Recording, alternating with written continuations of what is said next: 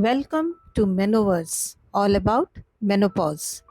मैं Shilpi Shankar, dietitian, nutritionist और certified menopause awareness coach. आज आपको एक किस्सा सुनाती हूँ। अभी कुछ दिन पहले मैं एक मॉल में शॉपिंग करने गई। रूटीन ग्रोसरी के सामान ले रही थी। मेरे बगल वाले आयल में एक और महिला थी जो अपनी ट्रॉली लिए अपना सामान ले रही थी, लेकिन वो थोड़ी घबराई, थोड़ी कंफ्यूज्ड, थोड़ी इरिटेटेड सी लगी। बार बार अपनी लिस्ट चेक करती, कभी फ़ोन चेक करती, कभी उसका कोई कॉल भी आ जाता। सामान ले रही थी, देख रही थी, रख रही थी, कुछ ट्रॉली में, कुछ वापस। तो मुझे लगा कि थोड़ा नॉर्मल नहीं लग रही है, थोड़ी परेशान लग रही है। उसके बाद उसने अपनी शॉपिंग की होगी, मैंने अपनी की, हम दोनों बिलिंग काउंटर पे पहुंच गए। जब हम बिलिंग काउंटर पे पहुंचे और वो बिलिंग कराने लगी, तो बिलिंग कराते कराते बोली, भैया 1 मिनट रुकना, शायद मैं कुछ और भूल गई, आप बिलिंग करो, मैं लेके आती हूँ। भाग के गई, लेकर आई, उसने सामान रखा। जब वो बिलिंग करा रही थी तो वो बहुत काउंटर पे उसकी उंगलियां टैप कर रही थी। मुझे लगा कि कहीं तो ये एज पे है। फिर उसने पूछा, भैया पेमेंट कैसे लोगे, कार्ड लेते हो, यूपीआई से लोगे? उसने कहा, मैम आप जैसे करना चाहें आप वैसे कर सकती हैं। ठीक है। जब बिलिंग हो गई तो कहे, रुको रुको, मैं आपको कैश ही दे देती हूँ। वो डिसीजन मेकिंग में उसको थोड़ा सा उसको प्रॉब्लम हो रहा था। फिर भी उसने अपना सामान लिया, सब किया और अपनी ट्रॉली लेके आगे बढ़ गई।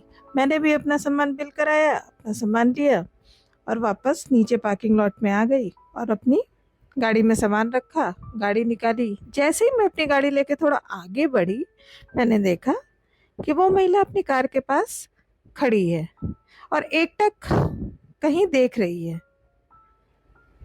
पता नहीं क्यों मेरे मन में आया, इससे बात करनी चाहिए, शायद इसे किसी हेल्प की ज़रूरत हो। मैंने गाड़ी किनारे लगाई और मैं उसके पास गई।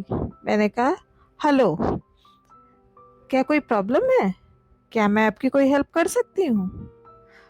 तो उसने कहा, पता नहीं, आज मेरा दिन ठीक नहीं है, ऑफिस में बॉस की डांट खाई, घर पे इतना सारा काम है, और अब ये देखो मेरा गाड़ी का टायर पंक्चर हो गया। मुझे तो इसे ठीक करना भी नहीं आता। ऐसे ही 6 बज चुके हैं, अभी घर भी पहुंचना है, रात का डिनर बनाना है, कल पार्टी है, बच्चों के यूनिट टेस्ट शुरू हो रहे हैं। पता नहीं सब कुछ कैसे मैनेज होगा और इसमें अब कितना समय लग जाएगा। मैंने कहा, आप घबराएं नहीं, हम रोड असिस्टेंस को कॉल करते हैं, वो आके आपका टायर चेंज कर देंगे, तब तक आप थोड़ा रिलैक्स कर लीजिए, आइए चलिए मेरी गाड़ी में बैठते हैं। उसने कहा, ठीक है, और वो आकर मेरी गाड़ी में बैठ गई। मैंने उसे पानी दिया, उसने 2 घूंट पानी के पिए, थोड़ा आराम से बैठी। फिर मैंने पूछा, आपका नाम क्या है? उसने कहा, ओह सॉरी, मेरा नाम नलिनी है, मैं एक बैंकर हूँ, अभी बस बैंक से निकल के घर जाते हुए कुछ सामान लेना था तो सोचा इधर से ही करते चली जाऊं। तो मैंने कहा, अगर आप बुरा ना माने तो क्या मैं आपकी एज जान सकती हूँ? तो उसने कहा, हाँ मैं 38 की हूँ। तो मैंने कहा, आई एम सॉरी बट एक पर्सनल सा सवाल, आपके पीरियड्स रेगुलर हैं? उसने भी मुझे बहुत अजीब सी नज़रों से देखा, बोले, हाँ रेगुलर है, बट ये कैसा सवाल है, आज तक किसी ने नहीं पूछा। मैंने हंसते हुए कहा, नहीं, आप जब शॉपिंग कर रही थी ना, मैं भी उस वक्त वहाँ शॉपिंग कर रही थी, तो मैंने आपको देखा, आप थोड़ा हड़बड़ाई हुई सी लगी, थोड़ा कंफ्यूज सी लगी, तो मुझे लगा पता नहीं क्या बात है, थोड़ा एज पे आप हैं, आपकी तबीयत तो ठीक है? बोले, हाँ तबीयत तो ठीक है, बस आजकल थोड़ी थकान ज़्यादा हो जाती है, चिड़चिड़ापन लगा रहता है, कभी कभी दिल की धड़कनें बड़ी तेज़ होने लगती हैं, जैसे लगता हो सांस फूल रही हो या पता नहीं क्या। ये तो मुझे तो लगता है मेरे पेरेंट्स को हाई बीपी है, तो हो सकता है अब मुझ में भी उस तरह की किसी चीज की शुरुआत हो रही हो, या हार्ट की कोई प्रॉब्लम हो, इस वजह से हो रहा हो। कभी कभी कुछ चीजें रख के भूल जाती हूँ, थकान सी लगी रहती है, कंधों में भी कभी कभी दर्द होता है। मैं बस उसके लक्षणों को सुनती जा रही थी और मन ही मन मुस्कुराए जा रही थी। शायद उसने भाप लिया। उसने मुझे देखा और पूछा, लेकिन आप ये सब क्यों जानना चाहती हैं? तो मैंने उसको अपना परिचय दिया। मैंने कहा, मेरा नाम शिल्पी है और मैं एक सर्टिफाइड मेनोपॉज अवेयरनेस कोच हूँ। तो उसने कहा, मेनोपॉज, सुना तो है इसके बारे में। मेनोपॉज शायद पीरियड जब खत्म हो जाते हैं उसे मेनोपॉज कहते हैं ना? मैंने कहा, हाँ बिल्कुल सही सुना है आपने, लेकिन आप, मुझे ऐसा लगता है कि आप पेरीमेनोपॉज में हैं। अब ये पेरीमेनोपॉज क्या होता है और आप ये कैसे कह सकती है कि मैं पेरीमेनोपॉज में हूँ? ये होता क्या है?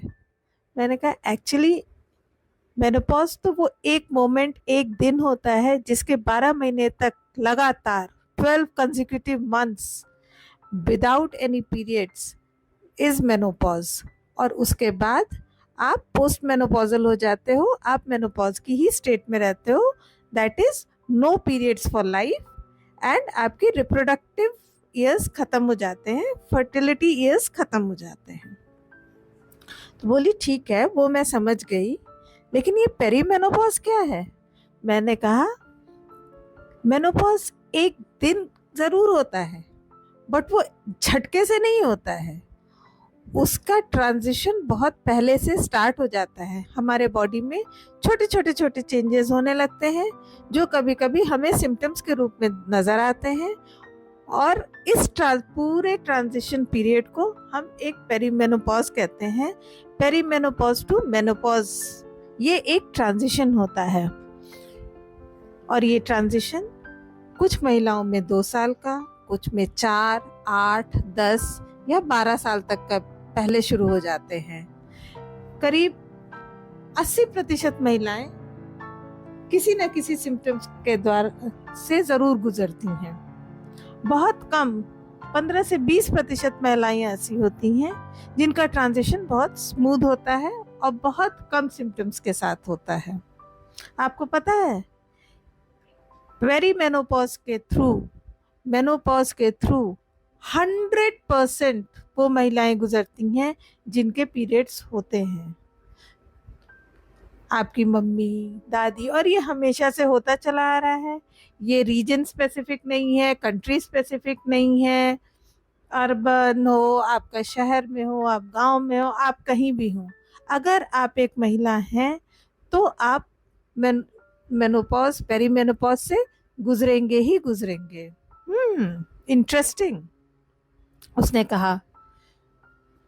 और कुछ बताएंगे आप इसके बारे में, ये होता क्यों है? मैंने कहा, जरूर।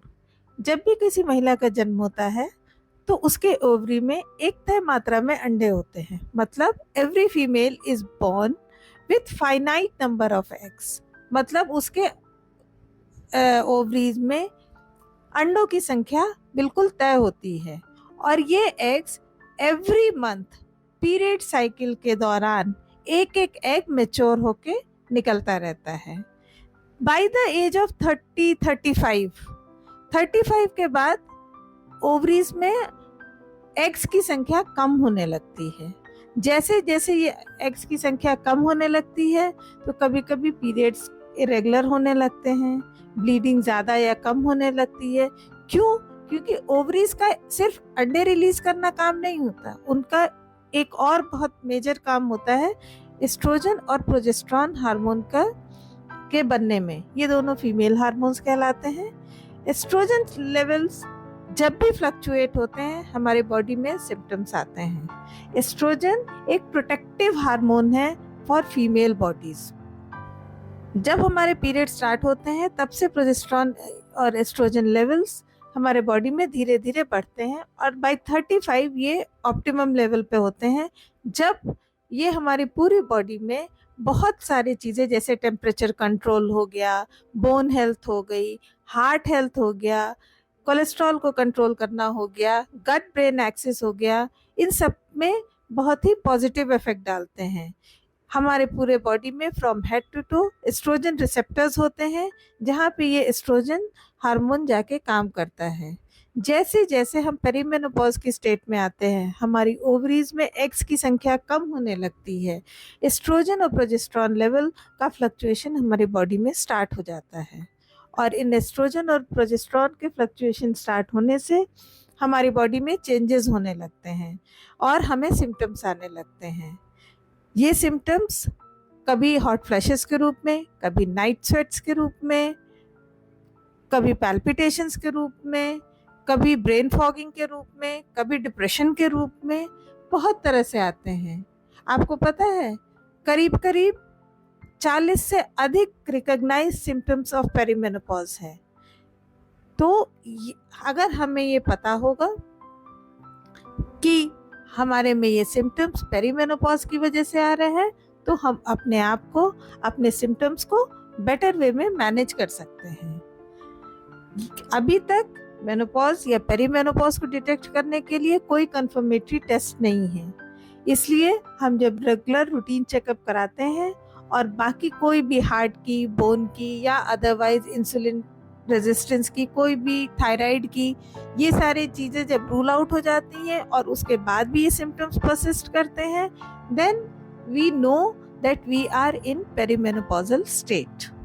ओह, ये तो बड़ी इंटरेस्टिंग बात है और बड़ी अच्छी बात आपने बताई, क्योंकि मैं तो ये मान बैठी थी कि पक्का मुझे पैल्पिटेशंस जो इतने हो रहे हैं, ये मुझे हार्ट की कोई प्रॉब्लम हो रही है, क्योंकि मेरे पेरेंट्स तो दोनों हाई बीपी और के शिकार हैं।